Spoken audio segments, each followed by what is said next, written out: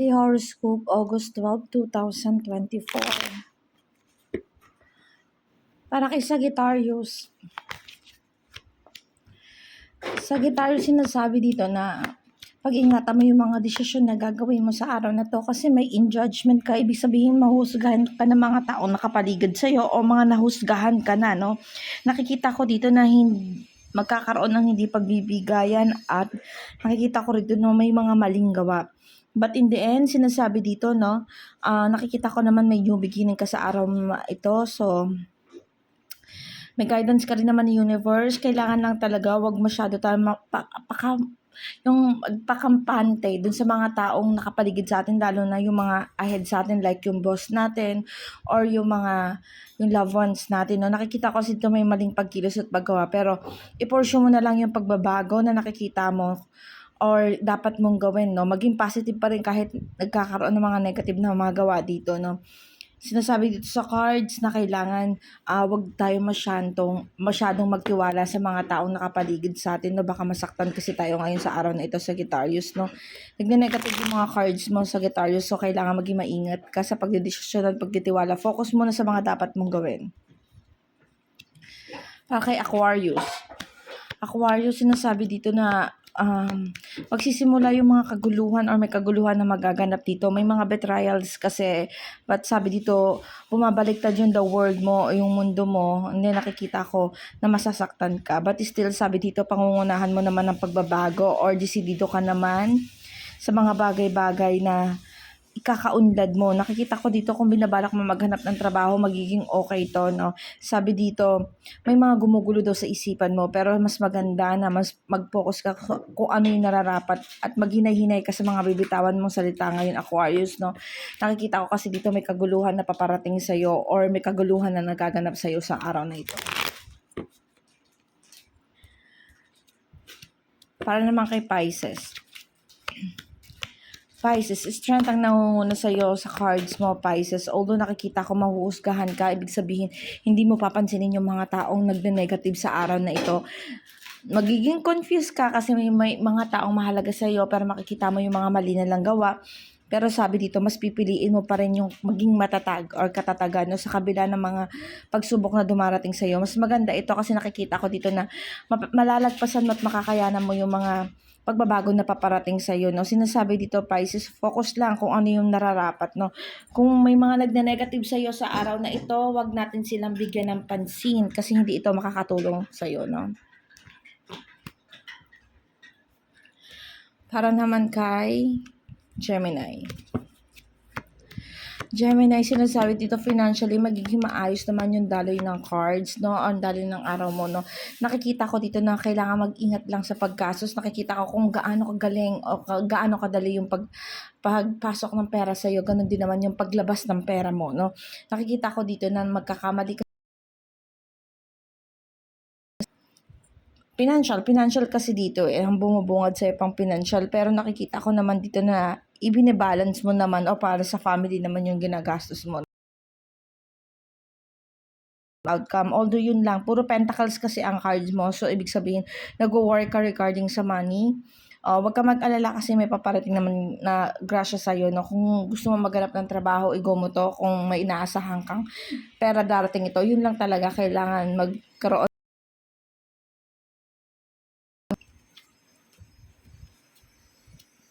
Para naman kay Aries. Aries, sinasabi dito confused o naguguluhan sa mga bagay-bagay. Although nakikita ko dito nagne-negative yung cards, kaya ka naguguluhan kasi hindi pumapabor sa iyo ang tadhana, no? Nakikita ko rin dito may mga maling gawa yung mga taong nakapaligid sa iyo. Kailangan mag-focus ka muna, no? Sinasabi rin dito sa cards na pahalagahan mo na yung mga taong nandyan sa iyo at mag-ingat sa mga taong tutulungan mo, Aries, no? Nakikita ko kasi dito nagde-negative yung mga taong tinutulungan. Siguraduhin mong hindi ikaw yung mapapasama sa pagtulong mo sa mga bagay-bagay.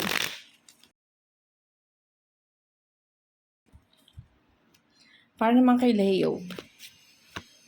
Leo, sinasabi dito confused, no? Sabi dito, isa-isa lang, wag mong pagsabay-sabayin. Alam ko marami kang gustong gawin na sabay-sabay, kaya lang, sa sobrang dami mong binabalak gawin, wala kang nasisimulan or wala kang natatapos ng maayos, no? Nakikita ko dito regarding sa financial, magiging maayos naman, magiging smooth naman. Kung may mga problema pang pinansyal, masusolusyonan naman ito, Leo, no? Kung gusto mo maghanap ng trabaho, i-go mo yan. Kung gusto mo magbukas ng business or may mga business ka, alam kinakailangan mo ditong umalis o mag-travel o mag-unwind o kailangan mong gumawa ng pamamaraan regarding sa paglayo. Gawin mo ito, sabi dito, magbubunga daw ito ng maganda. Although nakikita ko may mga negative version regarding sa female o sa babae, nakaka-ahead sa'yo na babae or love life motto, no? Sabi dito, kailangan maging mahinahon at Leo, kailangan maging matalino sa pagdedesisyon regarding sa negative sa'yo. Para naman kay Cancer. Cancer, sinasabi dito na magsasucess naman daw kung ano yung mga pinaplano mo. May kakayahan ka naman daw para gawin yung mga bagay na yun, no? O pagkakamali mo or nagne-negative sa'yo, pero sinasabi dito may guidance ka naman ng universe at may kakayahan ka naman maging maayos yun, no? Nakikita ko dito sa ibang lugar, may ongoing battle ka, ibig sabihin meron kang isang problema sa ngayon na iniisip mo kung ano yung tama. Pero sinasabi dito, wag ka mag-alinlangan, i-go mo lang yung mga gusto mo kasi magsasucess to. Para naman kay Taurus. Taurus, sabi dito, financially, nakikita ko may guidance ka naman ni universe, no? Nakikita ko dito yung mga ginagawa mo, magbubunga naman na maganda. Yung mga plano mo, sinabi dito, magsasucess naman yan, no? Nakikita ko dito yung pag-iwas mo sa mga mangkamundong gawain kaya magiging successful ka. Nakikita ko dito, nakafocus ka talaga kung paano mo mapapasaya yung pamilya mo. So Taurus, ang araw na ito napakaganda para sa iyo regarding sa financial at dito sabi dito, huwag mo daw pansinin yung mga bagay na gano'n, no? Nakikita ko rin naman na nagne-negative sila kasi hindi mo sila sasang-ayunan sa mga bagay na wala namang halaga.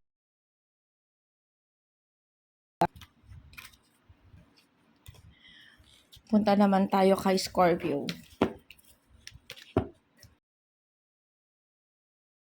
Sabi dito na may mga bagay na hindi ka nagtatagumpay or sinasabi, nakikita ko dito may konting kakapusan, no? May new beginning ka naman daw, Scorpio. Although nakikita ko nawawalan ka ng guidance ng universe, halagahan yung mga ginagawa mo, kilos o sa gawa mo, no?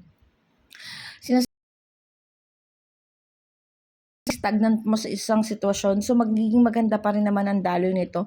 Focus ka na lang sa new beginning na pumaparating sa'yo. Nakikita ko dito nagne-negative yung isang lalaking malakas ang factor sa'yo sa araw na to, pero nagne-negative siya, nakukulangan sa pang pinansyal, no? Nakikita ko dito, focus lang sa new beginning, appreciate mga negativity, no? Para naman kay Virgo. Virgo, sabi dito may mga na-overcome ka daw na pain. So, lumayo o gumawa ng pamamaraan sa malayo. Subukan mo daw ito. Although nakikita ko may sa ngayon na kailangan mong pagdesisyonan. Pero sabi dito, may kakayahan ka naman o may lakas ka naman. No? Nakikita ko dito yung judgment na hindi pabor sa iyo yung mga nangyayari, no? But don't worry, sabi dito na may guidance ka naman daw ng universe. O gumo lang kung ano yung mga plano mo, hindi ka naman daw mabibigo dyan, no?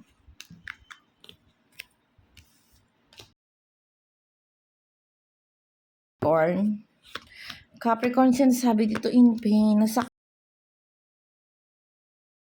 nakikita ko dito may mga bagay-bagay na hindi sumang-ayon sa kanya, lalo na sa mga loved ones niya, no? Nakikita ko dito hindi nagkaroon ng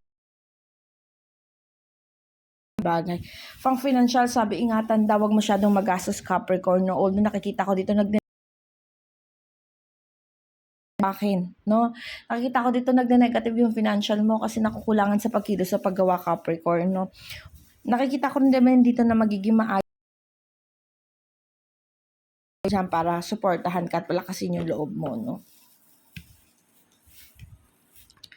Para naman kay Libra,